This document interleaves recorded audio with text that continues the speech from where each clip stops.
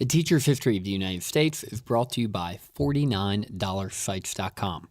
At $49sites.com, their dedicated in-house team specializes in streamlining the site creation and maintenance process, all for just $49 a month. Use the offer code HISTORY at checkout to upgrade to the Pro package for no additional cost.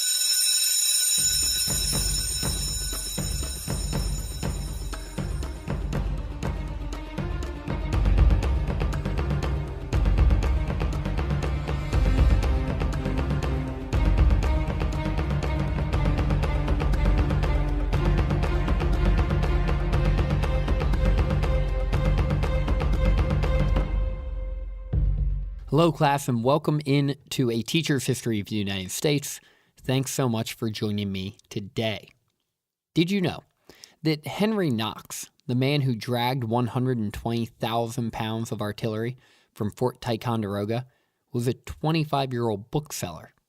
And this act would, along with others of course, propel him to become the first Secretary of War of the United States of America. That the Battle of Long Island saw the largest mobilized force of the British for the entire war. That's right, the first major battle had the largest British force of the whole war. And the nickname of my home state, the state of Maryland, the Old Line State, actually came from the Battle of Long Island. Did you know all of this? Maybe, maybe not. Get your notebooks out, because today we will learn that and more in episode 60, The Noble Train of Artillery and the Disastrous Battle of Long Island. All right, welcome into episode 60.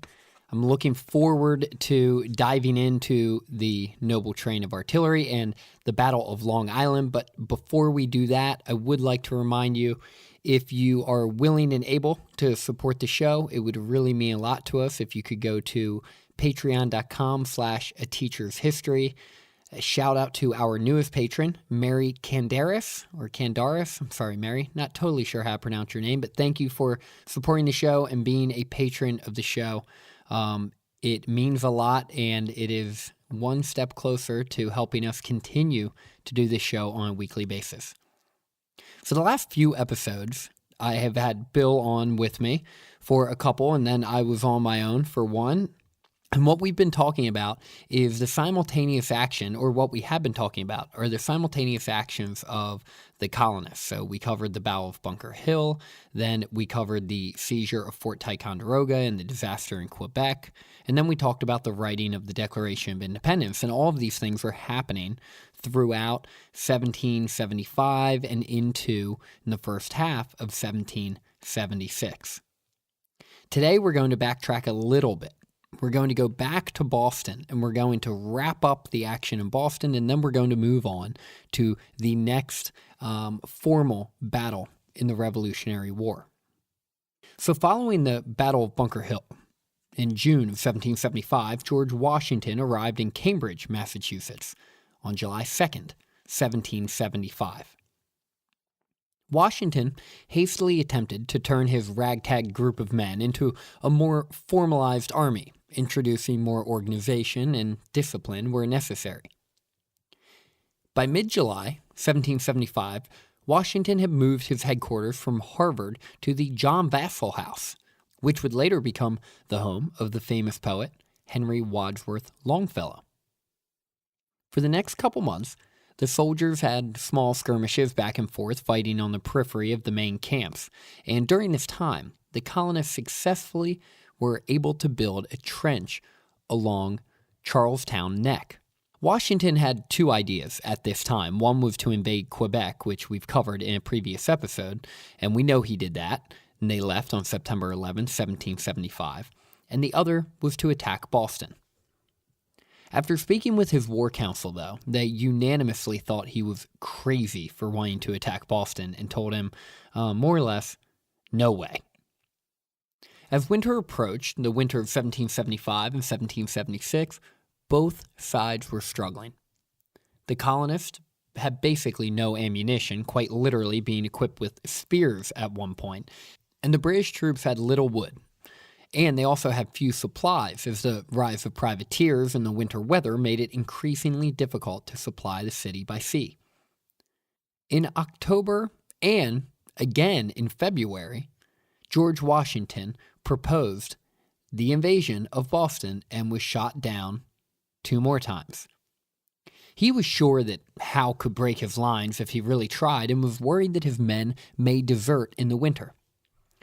What we will come to find, though, as we continue to talk about this narrative of the American Revolution, is that Howe was incredibly good at dragging his feet and not defeating Washington.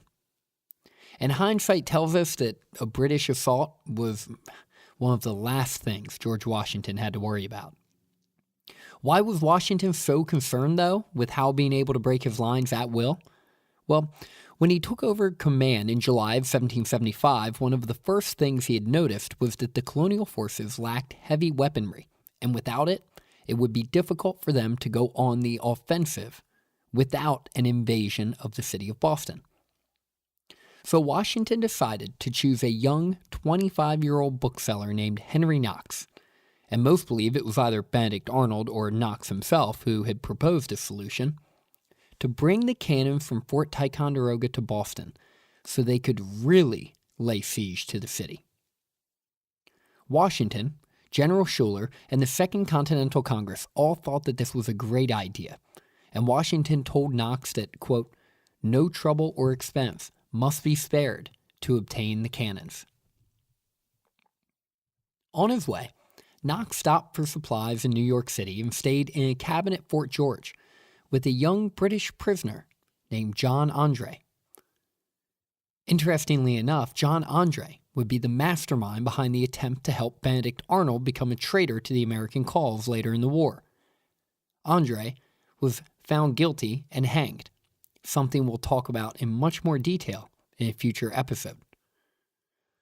Anyways, when Knox reached Ticonderoga, he checked out the artillery at his disposal and he selected 59 pieces of equipment, including cannons ranging in size from 4 to 24 pounders, mortars, and howitzers. The estimated total weight of these weapons was 60 tons.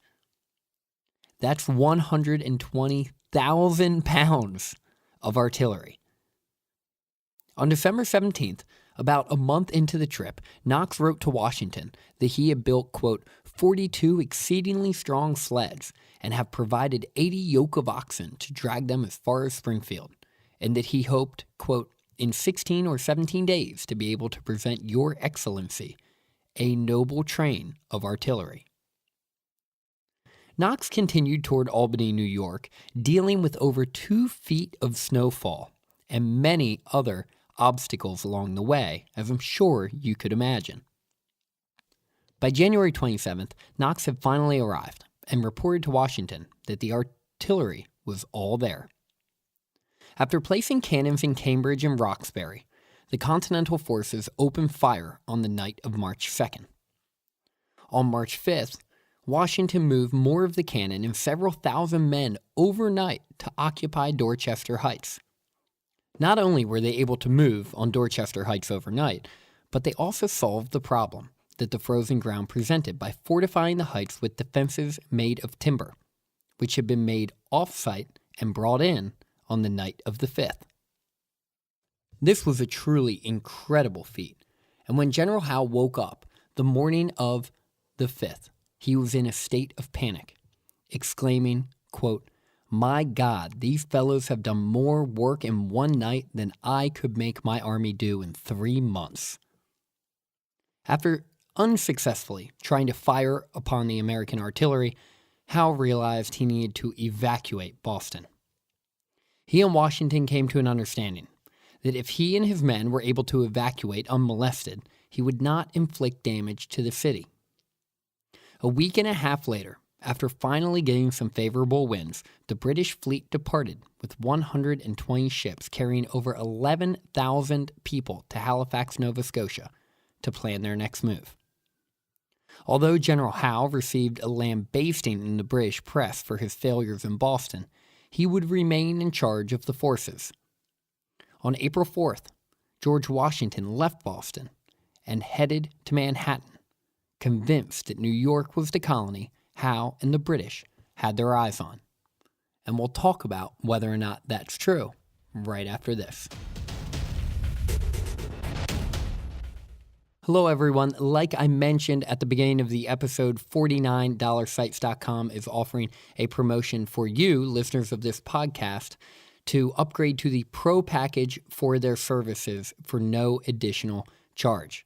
As I've talked about before, $49sites is awesome. It is the company that hosts my website, and they do all of the website maintenance and updating and upkeep and everything else, all for you, for the low price of $49 a month. If you upgrade to the Pro package, you also will get an SSL certificate, Google Analytics, promotional pop-ups, Google Map integration, and text animation, and much more for no additional cost. So head over to $49sites.com, type in the coupon code HISTORY at checkout, and get upgrade to the Pro package for no additional cost. All right, now let's get back to Mr. Washington.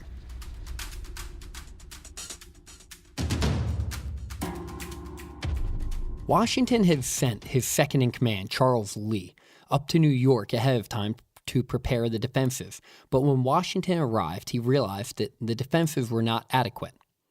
And this is important to note when I mention Mr. Charles Lee here, because Charles Lee will eventually, prior to the battle, be sent down south because the British were also trying to invade the Carolinas, which we've mentioned in a previous episode, and I'll talk about more next episode. But Charles Lee was very much respected by many of the men, and he was seen as an incredibly competent and capable commander.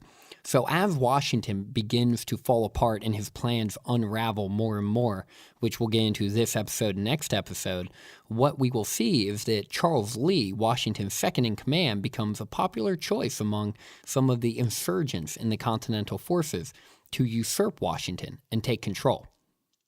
But like I mentioned, we'll cover that in more detail in a future podcast. But I wanted to bring it up now since I mentioned Mr. Lee.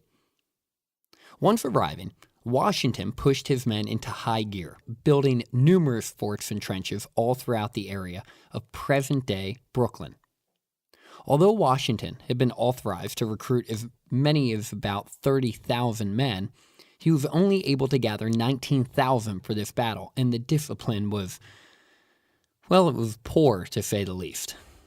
Muskets were fired in the camp, bayonets were used as knives to cut food, and the men were just unprepared in general for battle. While preparing for battle, Henry Knox and Nathaniel Greene, one of Washington's best officers, and he will continue to be one of Washington's best officers throughout the duration of the war, went to the northern end of Manhattan to build forts, hoping to keep the British from traveling too far up the Hudson River. And I want to pause real quick, and I'm not going to get into trying to visually describe exactly what the map of the Battle of Long Island looks like, because I've gotten myself into trouble with that before. Don't worry, I will post a map on the Facebook page. But one thing you need to keep in mind if you're not familiar with New York is the island of Manhattan runs sort of more or less vertically north and south along the East River and the Hudson River. The Hudson River to the west, the East River to, the east. To the southwest of the tip of Manhattan is Staten Island. And then across the river from Staten Island to the east, so the southeast of Manhattan, is Long Island. Brooklyn is in Long Island. Not everyone really knows that. So when we talk about Brooklyn and we talk about Brooklyn Heights, we're talking about the western edge of Long Island.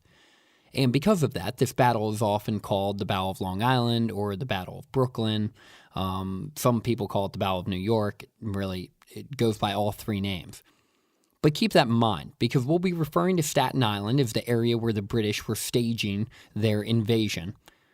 Long Island to the east, and remember the southeast of Manhattan, is where most of the fighting took place originally. And then Manhattan is where the colonists will eventually retreat to after they've realized that, well, all hope is lost. The reason Knox and Greene traveled north into Manhattan is because they wanted to build forts along the Hudson River to keep the British from sailing up the river too far, because their greatest fear, since the colonists had no navy and the British had the Royal Navy, is the ships could go all the way up the Hudson River and they could drop men off in northern Manhattan, which would totally cut Washington's troops off from any type of escape opportunity and cut all the troops off from the rest of New England. It would basically trap them. If the British had soldiers on northern Manhattan and Staten Island and Long Island, then Washington and his men would have nowhere to go. I just wanted to sort of take a step back and describe that all to you, because I remember when I would teach this battle, oftentimes the students would get confused about what's happening where and why. And not that you didn't know this, but most of my students had no clue what the geography of Manhattan and Brooklyn and Long Island and Staten Island were, and they really had no idea what the difference between any of them was. So I figured I'd just fill you in on that. Like I said, a map will be up on the Facebook page if you'd like to check it out in more detail. Washington received word that the British had left Halifax after spending a couple months just relaxing and preparing for battle, and were heading to New York. And on June 29th, just like Washington expected, almost 3 weeks after they departed on June 9th, the British fleet appeared with 45 ships dropping anchor in the lower New York Bay.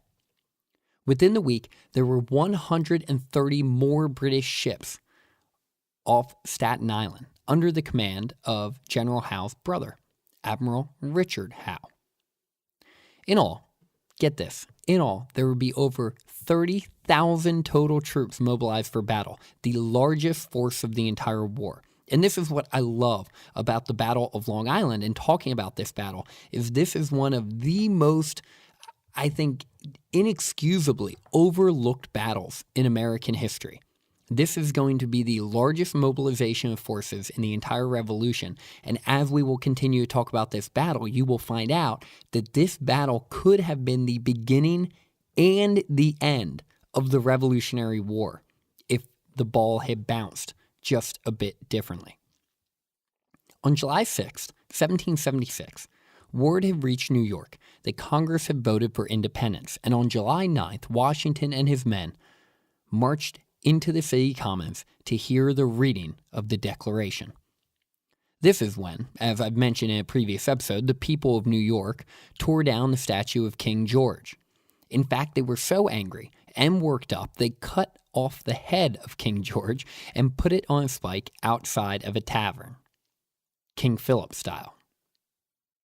That week, Howe put on an artillery display, hoping to intimidate the American soldiers. On July 13th, Howe, off the heels of this seeming intimidation, attempted negotiations with George Washington and the Continental Forces.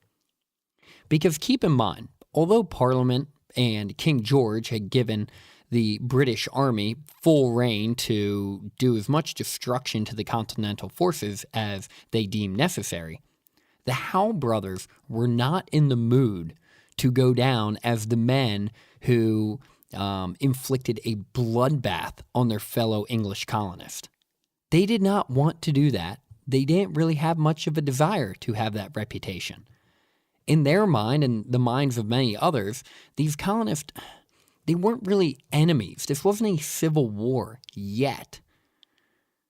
Great Britain needed to do at least something to try to remind themselves of that and to try to avoid fighting. So, as you'll see, the Howe brothers, especially William, take a super conservative approach to this battle and to the war in general, hoping to avoid killing as many colonists as they can and try to negotiate some type of peace. So Howe sent a letter to Washington, which did not address him as general. So Washington refused it. It actually addressed him as Esquire, not knowing exactly what to do because Howe couldn't just, acknowledge the fact that these rebels were a real army and that Washington was a real general. He added etc., to the end of it, and sent it to Washington again. And Washington denied it. Eventually, Howe was able to organize a rendezvous with his Colonel James Patterson and Washington. Patterson informed Washington that Howe had the power to grant pardons, even though really he didn't, and basically told him to give up the charade. It was not worth what was about to happen to his army. Patterson told Washington, "Tell your men to put your guns down, go home, and we'll more or less forgive you of your treachery." Washington responded by saying, quote, "Those who have committed no fault want no pardon." Washington became a bit of a legend when word spread around to the colonies how he handled himself and how he basically told Howe to go to hell. Ambrose Searle, a British secretary, said, quote, "So high is the vanity and insolence of these men," the colonists. "Their leaders seem to risk everything so that blows and war seem inevitable." You might be familiar with the common phrase, if you make your bed, you have to sleep in it, and Washington was going to have to find that out the hard way after he refused pardons and peace with the Howe brothers. By mid-August, there were a total of 400 British ships, including 73 warships and 32,000 troops stationed on Staten Island. While the Continental forces were in Brooklyn and on the western edge of Long Island, which is where Brooklyn is, killing themselves, preparing for battle that they likely expected to kill them, the British were soaking in their relaxed vacation time on Staten Island. Lord Rawdon wrote that, quote, "The fair nymphs of this isle are in wonderful tribulation, as the fresh meat of our men have got here has made them as riotous as satyrs.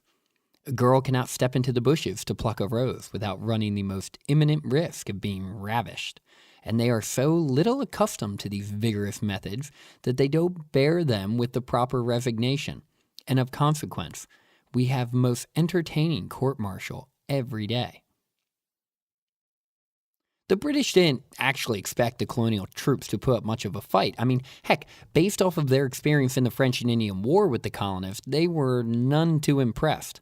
Hell, the guy who led them, George Washington, was infamous for more or less immediately surrendering to the French in 1754. Meanwhile, when many of the Continental soldiers came together to try to prepare for battle, they recognized that they had a lot of differences. Those from New England couldn't imagine finding common ground with those from the South, and in many cases couldn't really understand what the heck they were trying to say anyway. There was a lot of bickering, fighting, and nonsense.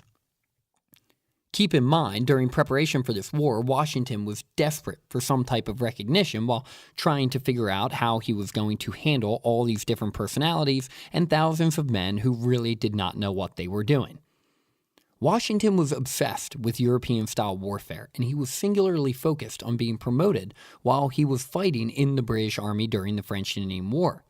Heck, if they had just promoted him and provided him the respect he felt he deserved, who knows what the future would have held for him and for the United States of America, for that matter.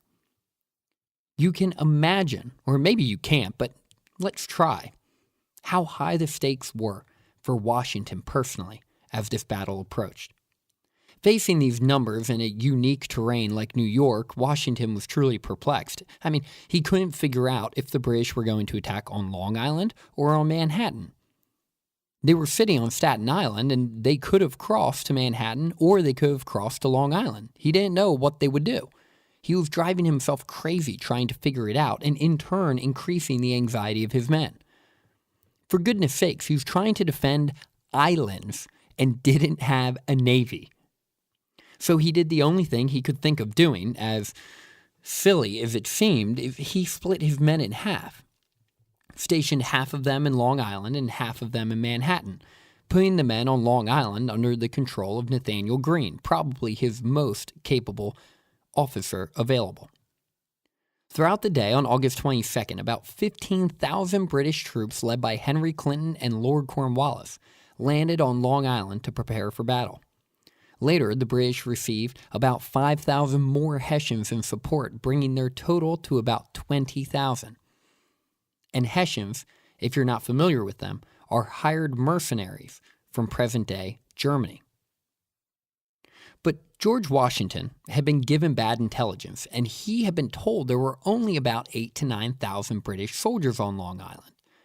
Because of this, and he figured, well, they have over 30,000. If they're only taking 8,000 or 9,000 to Long Island, it must be a feint, and the major attack must be coming on Manhattan.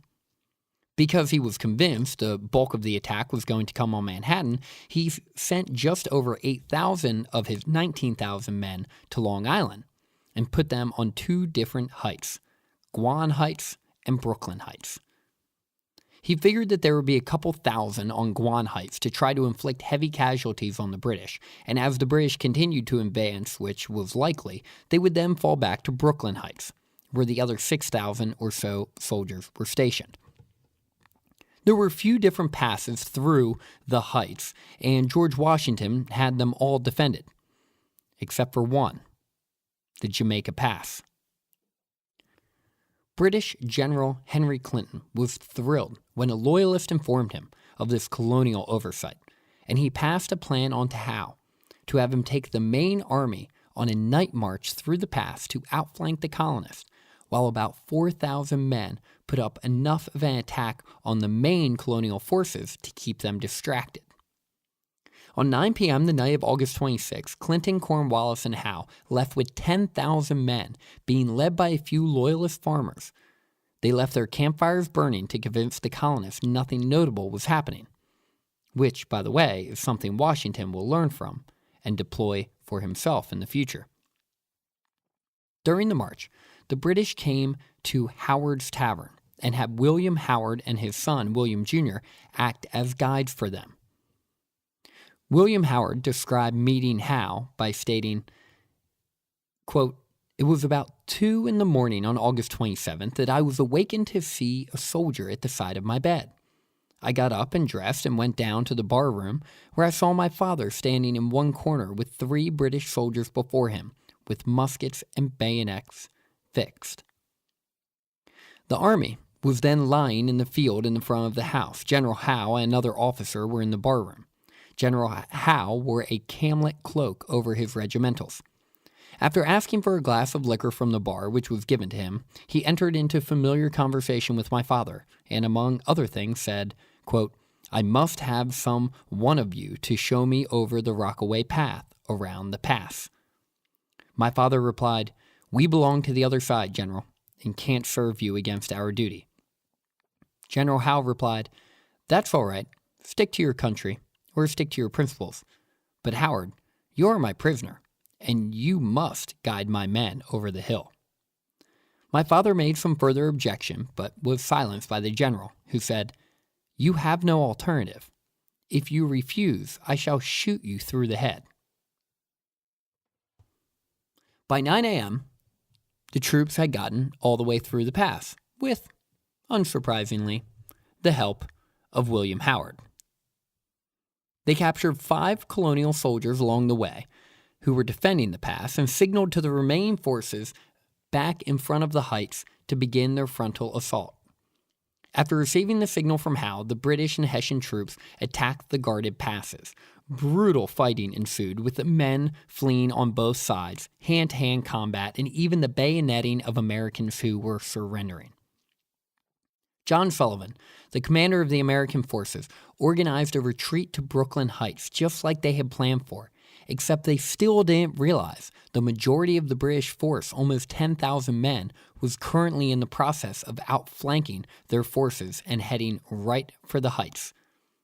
At 9 a.m., Washington arrived from Manhattan, realizing that this wasn't a feint and that he was in deep trouble. On the right flank, General Sterling was standing strong for a while, but his line began to crumble and his men were forced to retreat. During the retreat, Sterling ordered about 250 to 260 men from Maryland, nicknamed the Maryland 400, because what's the fun in being accurate, to hold off 2,000 enemy troops.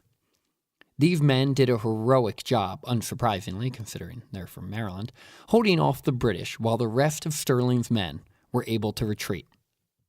Out of the 250 or so that defended the retreat, only a dozen survived. That's it. Out of 250, only 12 lived through it.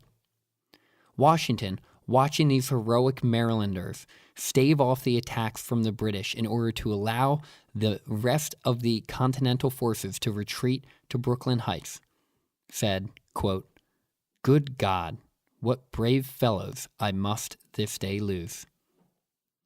Because of the bravery and the courageous actions from these Marylanders, Maryland garnered the nickname the Old Line State, because these men held the old line while the rest of the Continental forces retreated. By late August, it looked as though the entire war was in jeopardy, and I'm not being hyperbolic when I say this. The British had planned to basically knock out the Americans in one decisive battle, and it looked like this was going to be the one. At this point, Washington and his men were entrenched on Brooklyn Heights, and in a controversial decision that still has historians scratching their head to this day, General Howe decided not to press the attack, but to dig in for a siege. He figured his men were able to block Washington by land and his ships by sea, so it was just a matter of time until the Americans surrendered. Why didn't Howe press on when his officers were desperately urging him to? Well, it could have been for a few reasons. He may not have wanted to suffer too many casualties in a frontal assault, like Bunker Hill. He may have wanted to give Washington the opportunity to surrender, like a gentleman. Or he may have just realized the position is not that valuable. Even if he captured the mill in Brooklyn Heights, it would have been a large portion of his army that he would have had to send for a small portion of theirs, and he likely would have taken a lot of losses in doing so. Therefore, he deemed it not worth it. No matter the reason, General Howe's indecisiveness was baffling and a crippling mistake. Because on August 30th, recognizing that he had nowhere to turn, Washington decided to evacuate his men across the East River to Manhattan Island. At 4 a.m. on August 30th, the colonial forces, the men were literally told they could not speak. They had to be silent. They began to ferry them across with fishing boats in the middle of the night. Washington had some of his men remain behind to, you guessed it, keep the fires going in the camp. But due to a late miscommunication, their cover was blown in the early morning hours. But luckily, as the sun came up, an extremely heavy fog had fallen, and they were able to escape. And the British, realizing that the encampments were deserted, rushed to the bank to find the last boat sailing across to Manhattan at 7 a.m., and in it was General Washington. The British were shocked to see that Washington and his men had escaped to Manhattan, and in that moment, when they likely could have crushed Washington's army and captured Washington, dealing maybe the knockout punch to the entire war, the entire Revolutionary War, they let Washington get away, at least to fight another day. As you pack up your things, I would like you to try your best to put yourself in the shoes of an 18th century American at this time. Washington made strategic error after strategic error, leading to a humiliating defeat in Long Island and an almost impossible situation for his men on Manhattan. Next week, we'll see that his situation, at least initially, goes from bad to worse, and Washington experienced one of the most challenging, if not the most challenging moment of his life, as he tried desperately to defend the indefensible island and snatch victory from the jaws of defeat. Thanks for listening, and hopefully now you can take pride in knowing just a little bit more about the history of the United States. Class dismissed.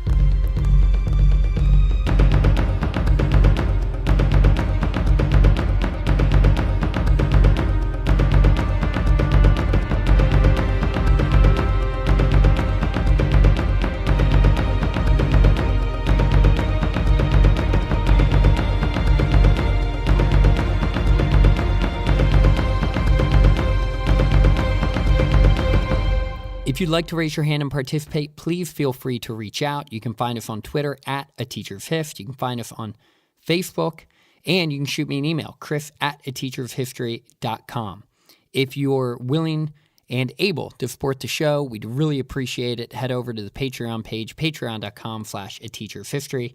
Next week, we will wrap up with the fighting in New York and begin to then talk about Washington's campaigns in New Jersey as he finally begins to redeem himself. See you next week.